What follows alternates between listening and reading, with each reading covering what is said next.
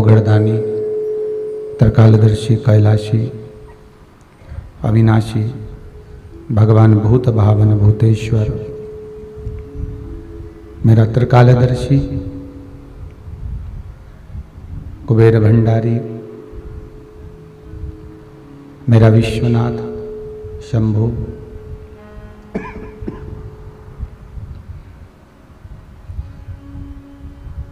बाबा विश्वनाथ की कृपा से कुबेरेश्वर महादेव के इस पावन प्रांगण में ओगड़दानी, त्रिकालदर्शी, कैलाशी भगवान शंकर, विश्वनाथ की शिव महापुराण की कथा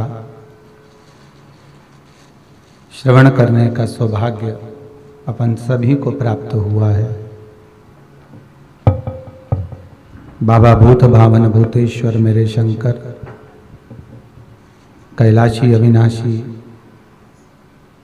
भगवान कुबेर भंडारी,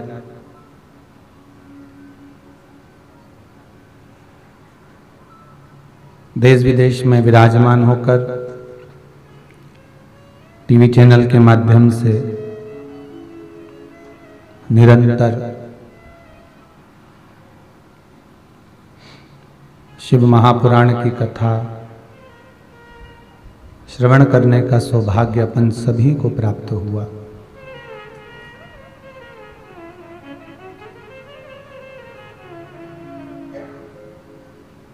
जो टीवी के सम्मुख में नहीं बैठ पाए कथा श्रवण करने के लिए, वह फेसबुक, यूट्यूब के माध्यम से इस पावन शंकर की कथा का रसतत्व ग्रहण कर रहा है। अभी तक अपन ने कई कथाओं का रसतत्व ग्रहण किया।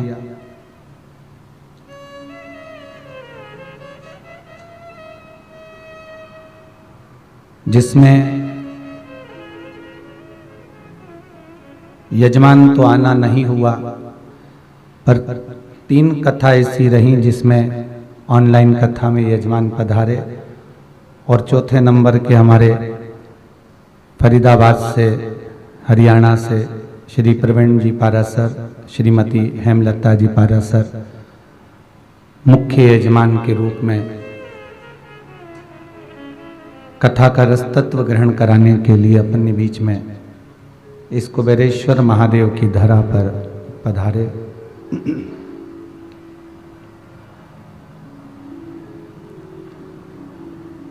पाराशर जी, आप चौथे नंबर के यजमान हैं जो यहाँ पधार कर कथा का रसतत्व ग्रहण करा रहे हैं।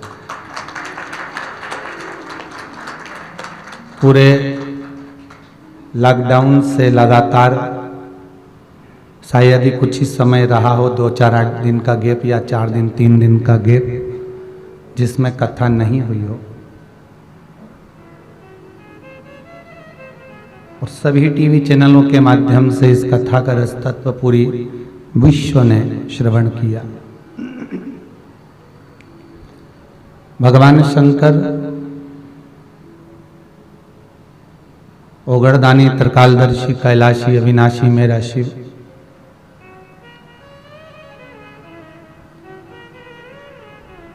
जिसकी महापुराण हम श्रवण करने के लिए बैठे हैं, जिसमें 24,000 श्लोक है, 12 संहिता हैं।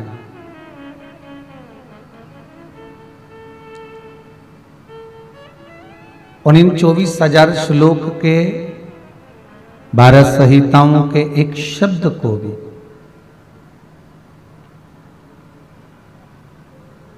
एक मात्र अक्षर को भी हम हमारी जिंदगी में अगर उतार लेते हैं तो हमारा जीवन अपने आप ही सार्थक हो जाता है।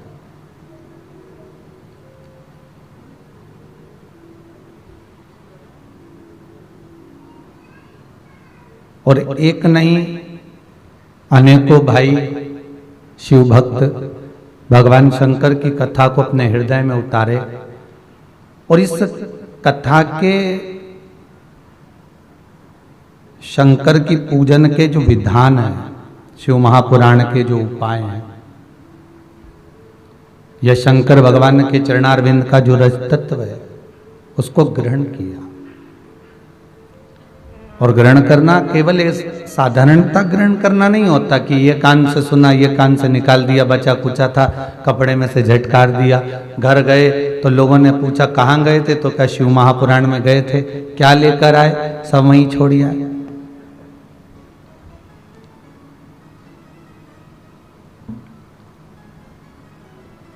शिव महापुराण के अंतर्गत तो प्रसाद बांटने का भी विधान नहीं है हमारा। जैसे भागवत में प्रसाद की महत्वता नहीं है, केवल तुलसी दल वितरित किया जाए।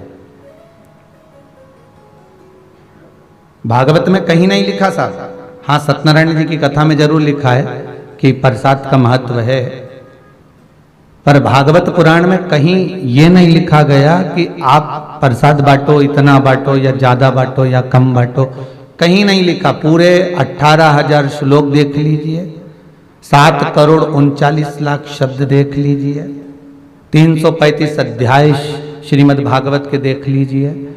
एक भी अध्याय में, एक भी जगह पर, एक भी शब्द में कहीं ये नहीं लिख कर दिया कि आप प्रसाद का वितरण कीजिए। वेद व्यास जी ने शिव महापुराण में भी ये लिखा कि प्रसाद कहीं वितरण का महत्व, यहाँ इसका महत्व यहाँ वर्णित नहीं करा, यहाँ एक ही चीज कही कि बेलपत्र दिया जाए। और श्रीमद् भागवत में कहा गया कि सारे प्रसाद से जो बड़ा है, सारे प्रसाद से जो मूल है वो तुलसी का दल है। तो भागवत का अगर कोई प्रसाद है तो वो तुलसी का दल है, और शिव महापुराण का अगर कोई प्रसाद है तो वो बेल पत्र है। इससे पूर्व में पाराशर जी आपने कथा सुनी होगी कि बेलपत्र कथा चल रही थी, शिव महापुराण बेलपत्र। अभी जो कथा चालू हो रही है ये भीमा शंकर शिव महापुराण।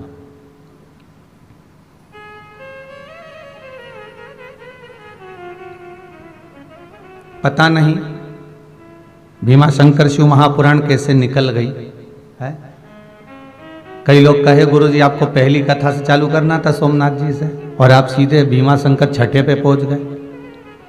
तो हमको ऐसा लगा हो सकता है कि जजमान के कोई परिवार वाले या यजमान ही कहीं के 6 ज्योतिर्लिंग पहले से करके बैठे होंगे, इसलिए डायरेक्ट भीमा शंकर पहुंच गए होंगे।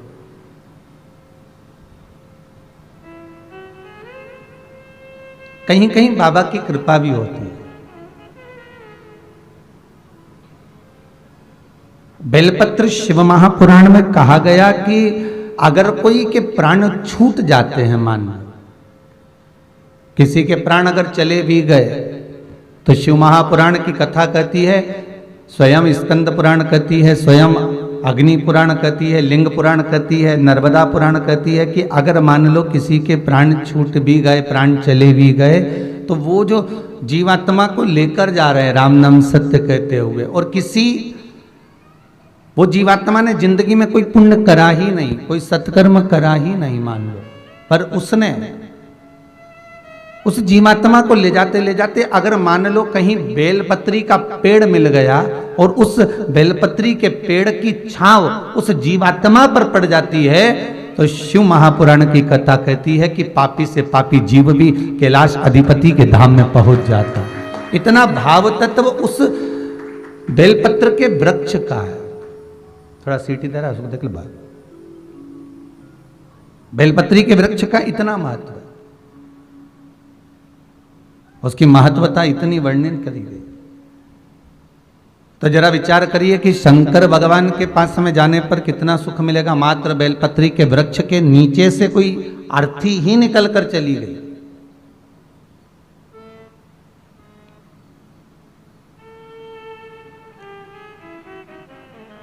उसका पुण्य कितना प्रबल है।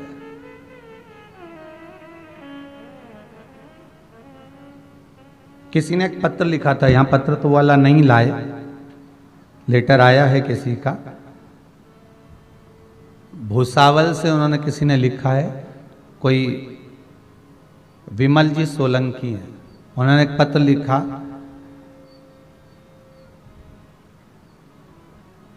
कि हमारे गांव के पंडित जी हमसे कहते हैं कि जब तुलसी का दल अपन हाथ में लेते हैं तो साक्षात भगवान हरि, भगवान विष्णु हमारे हाथ में रहते हैं, हमारे हस्त कमल में रहते हैं, साक्षात भगवान विष्णु।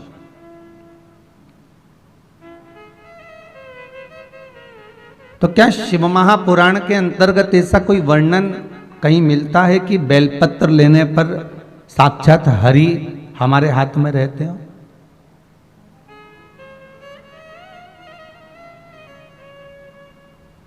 महाराज केवल एक ही पुराण की बात नहीं करेंगे, आप स्कंद पुराण को भी उठाइए और लिंग पुराण को भी उठाइए, नर्मदा पुराण को भी उठाइए, शिव महापुराण को भी उठाइए। ये सारी पुराणों में एक जैसी बात मिलेगी। और बेलपत्री के लिए जो वर्णन किया गया वो लिखा गया केवल बेलपत्री के अंतर्गत हस्तकमल पर रहने पर केवल श्री हरि ही नहीं, इस बेलपत्री के 3 पत्तों में ब्रह्मा, विष्णु और महेश हमारे हस्तकमल पर विराजमान होते हैं।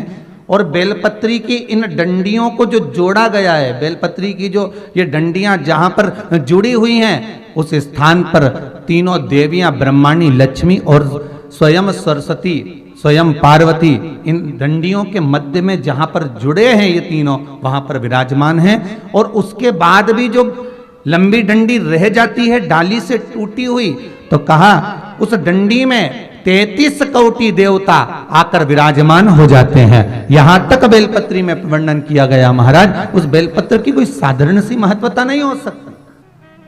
आपको पहले भी कहा, आज फिर कहते हैं, 11 वर्ष तक प्रतिदिन अगर कोई व्यक्ति एक बेलपत्र शंकर पर चढ़ी हुई प्रतिदिन खा ले, उसके मुख से निकली हुई वाणी कभी मिथ्या नहीं हो सकती।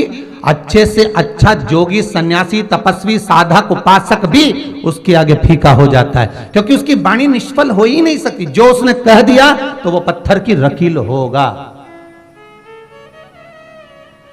शंकर पर चढ़ी हुई एक बेलपत्र अगर प्रतिदिन बस 11 वर्ष तक खाना है, आप खाइए, पर नागा नहीं होना चाहिए, छूटना नहीं चाहिए। एक समय, एक नक्षत्र, अर्थात आप अगर सुबह 7 बजे खा रहे हो तो सुबह 7 बजे ही खाना होगा, 8 बजे खा रहे हो तो 8 बजे ही खाना होगा, पर एक दिन में एक बेलपत्र शंकर पर चढ़ी हुई प्रतिदिन खाना है, को बिना नागे 11 वर्ष।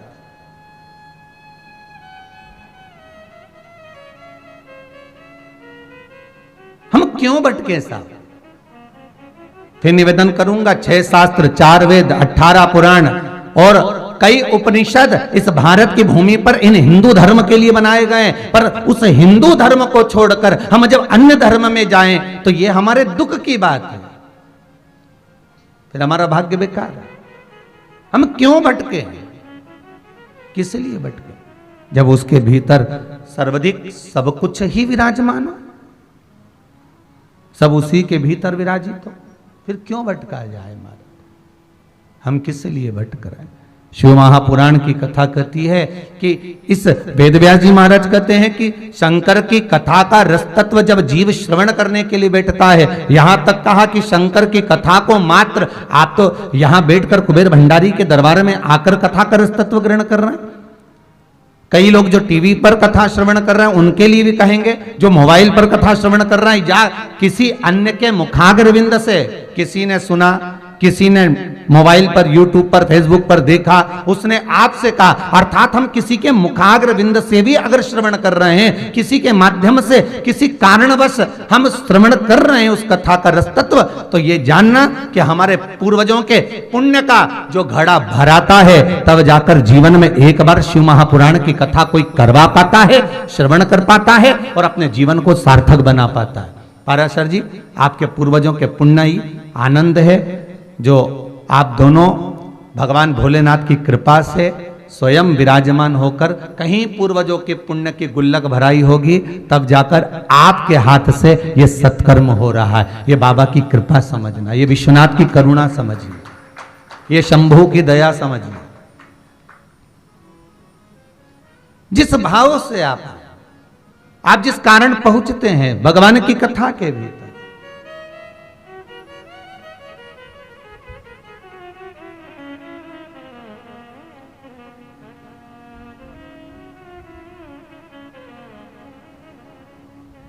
कई लोग कहते हैं महाराज जी अब तो जरा ये कोरोना महामारी समाप्त हो गई है, अब हमको सबको आने की परमिशन दो। आप 50 लोगों को परमिशन देते हो, बाकी के सब रह जाते हैं। हमने कहा भाई बात इतनी सी है कि हम परमिशन तो दे दें, पर यहाँ पर व्यवस्था भी तो उतनी हो। महाराज बुलाने को सबको आमंत्रित कर दें, सब आ जाओ, पर उतनी व्यवस्था रुकने की, रहने की, आधिकाधिक व्यवस्था भी तो हो। महाराज जब शादी रहती है ना किसी के घर में, और वैसे कोई जाए और शादी में जाए, दोनों में अंतर है। हो वैसे ही कोई जाए ना तो उसके लिए तो कहीं अच्छी वीआईपी व्यवस्था रह जाती है, पर शादी में कोई आए ना, शादी में बुआ जी आई है, हाँ तो आइए तो आन दो, हल्दी का तिलक मिलक पहले लगा दें, चावल वावल लगा के अंदर प्रवेश कर लिया, और माताएं 2-4 गीत भी गा लेती है बड़े प्रेम से। बेन आई, ननंद आई, जो भी आया तो ने गीत मीत गा के अंदर तो लिया ही। बस उसी समय पर जो गीत गाया, हल्दी का तिलक लगाया, चावल लगाया, बस उस समय पे लगाया, उसके बाद जाएगी उसी समय लगेगा।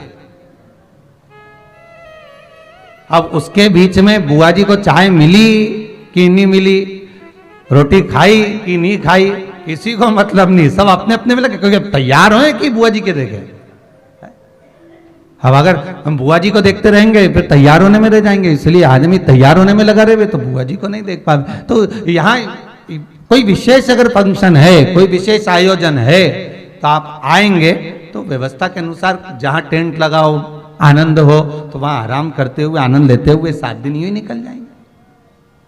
पर अगर आप यहाँ आ रहे हैं अनेक तरह से, तो फिर वो वीआईपी व्यवस्था थोड़ी बहुत तो देना पड़ेगी। अब सब आए हैं तो चाय की भी पूछना पड़ेगी। अब आश्रम में आए, नहीं तो जाके कहेंगे बताओ सीहोर गए तो हमको तो पानी तक नहीं पिलाया, तो व्यवस्थाएं तो सब देना पड़ेगा।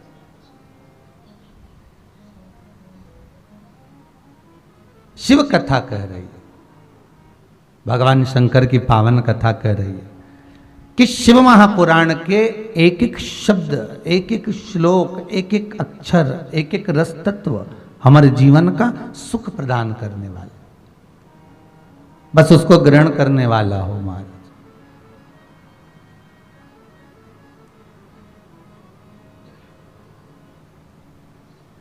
देवराज ब्राह्मण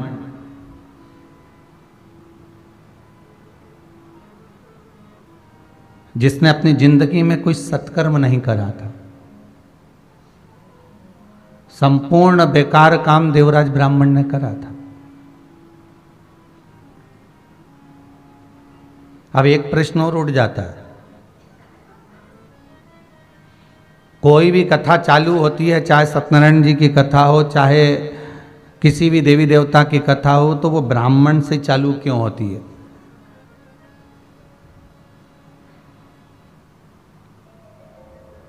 भाई अगर किसी दूसरे का नाम वेदव्यास जी लिख देते तो अभी सब डंडा लेके खड़े हो जाते। मात्र एक रेलवे स्टेशन पर लिखा हुआ था, ईमानदार बनिए, सज्जन बनिए, ज्ञानवान बनिए, व्यवहारिक बनिए, वाणी के मीठे बनिए, प्रबल बनिए, ये सब लिखा था। तो एक व्यक्ति ने उस बोर्ड को रेलवे स्टेशन पर देखा तो रेल विभाग वालों पर क्लेम ठोक दिया कि सब बनिए ही हैं तो हम क्या हैं। अब उसने ये नहीं लिखा था कि बनियों के लिए लिखा, उन्होंने लिखा था कि ऐसे बनिए, पर उनको लगा कि बनिए।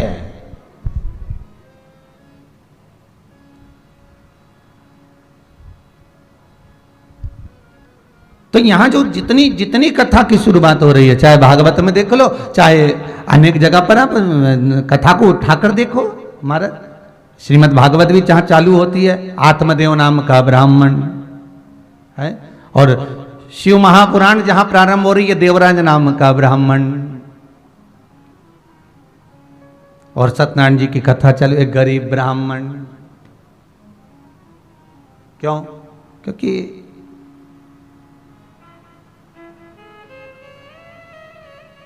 सरल है।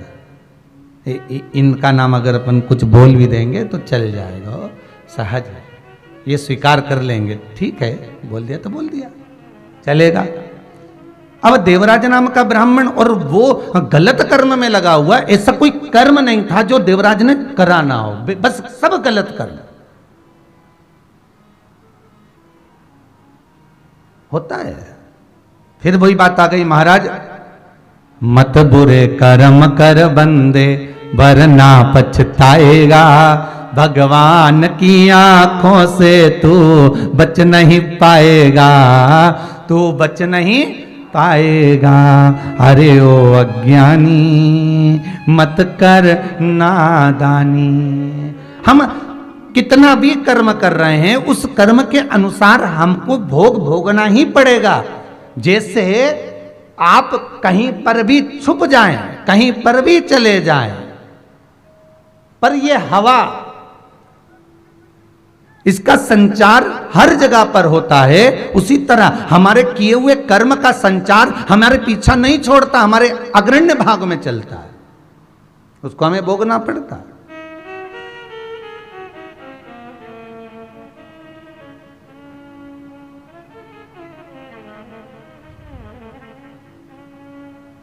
महाराज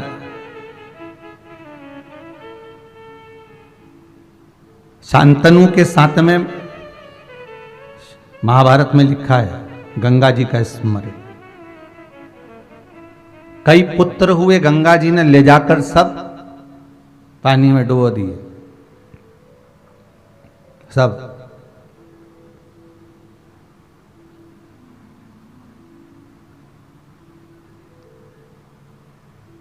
केवल एक थे देवव्रत भीष्म पितामह, जीवित रहे, बाकी के सब समाप्त हो गए। तो कभी विचार करा आपने कि लोग तो कितने खुश होते हैं कि भीष्म पितामह को ऐच्छिक मृत्यु मिली है, इच्छा से मरने वाली मृत्यु।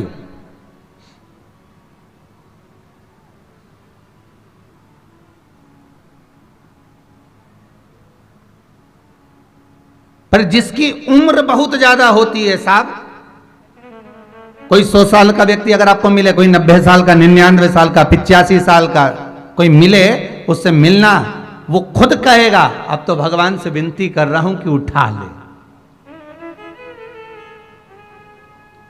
कभी मिलना आपको, विचार करिएगा।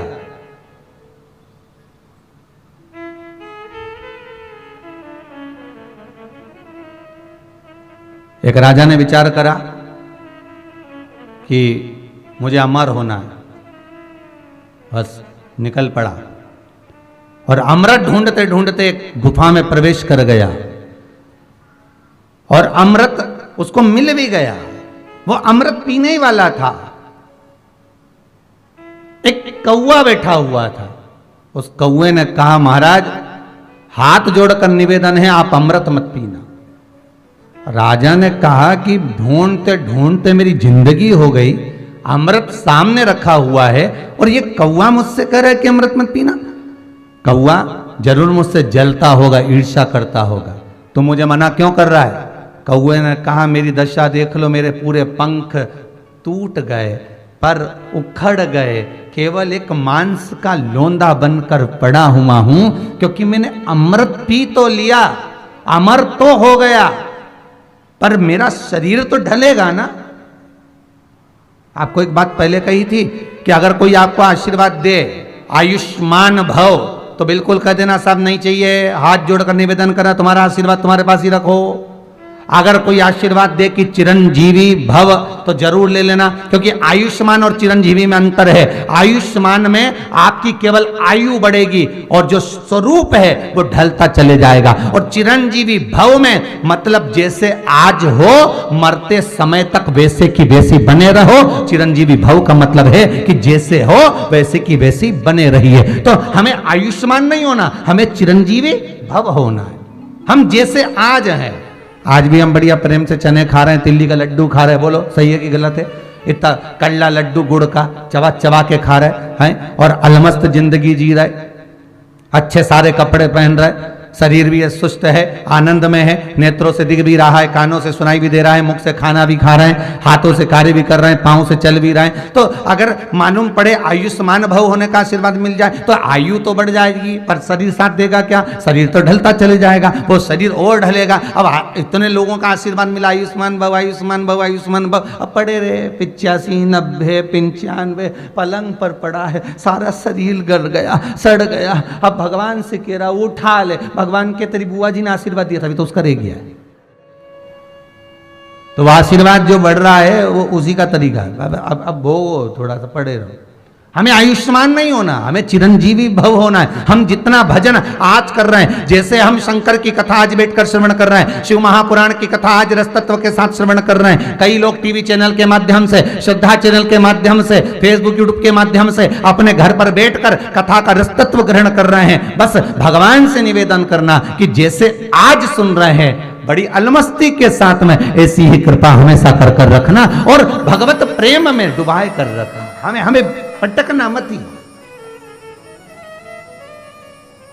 हमें कहीं फेंकना नहीं।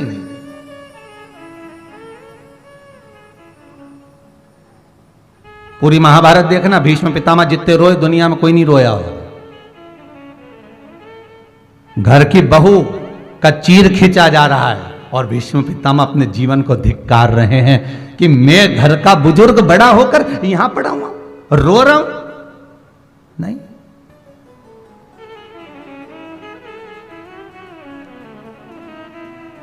आयु जरूर बढ़ गई है, उम्र जरूर बढ़ गई है, पर करे क्या। राजन, मेरे शरीर को देख ले पर अमृत मत पीना। मैंने भी यह विचार करा था कि अमृत ढूंढ कर पीऊंगा जरूर और अमर होकर मानूंगा। अमर तो हो गया पर शरीर बेकार हो गया। राजन, छोड़ दे, मत पीना। राजा ने छोड़ दिया। सामने पड़ा हुआ अमृत भी राजा छोड़ देता है। भगवान ने जो नियम बनाया है ना, एक आ रहा है, एक जा रहा है। रचा है सृष्टि को जिस प्रभु ने, वही ये सृष्टि चला रहा है। जो वृक्ष हमने लगाया पहले, जो हमने पेड़ लगाया उसी का फल आज हम पा रहे, वही चल रहा।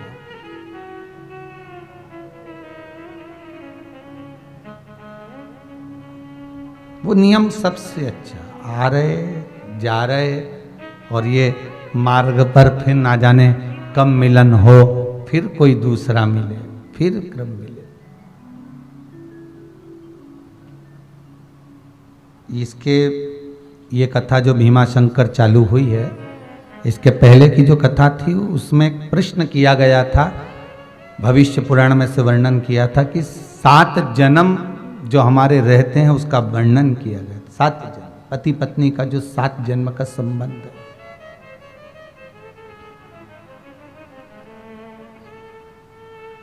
अब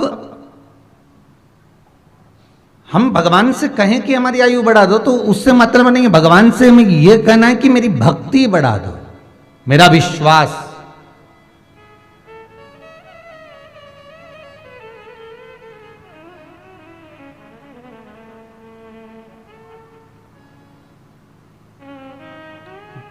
विष और विश्वास, विष पिएंगे तो मर जाएंगे और विश्वास में जिएंगे तो भगवान से मिल जाएंगे।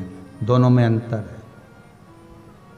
और विश्वास भी उस परमात्मा पर करना, संसार पर नहीं।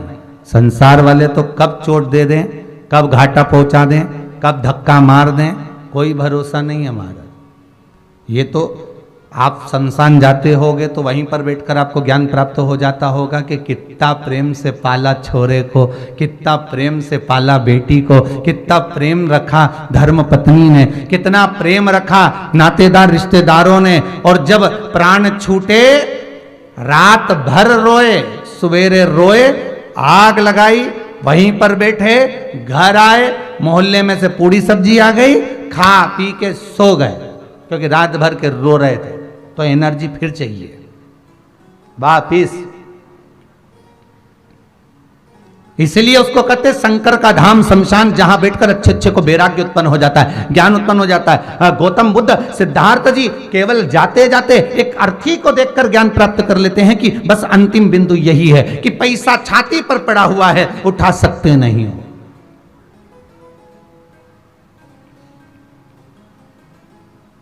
जिसने पूरी जिंदगी कमाया, जिसने पूरा जीवन जोड़ा, खूब कमाया साहब, कमाने इतना कमाया कि खाने का समय नहीं मिल पाया, पड़ा है।